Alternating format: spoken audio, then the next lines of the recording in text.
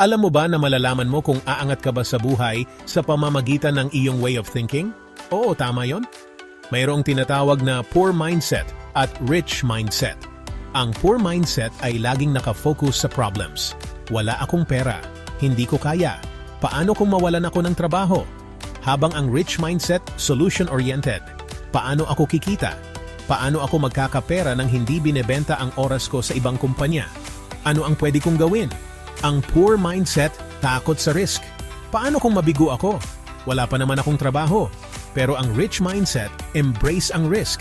Paano ako matututo sa pagkakamali? Poor mindset, short-term thinking. Kailangan mayroon akong paycheck araw-araw.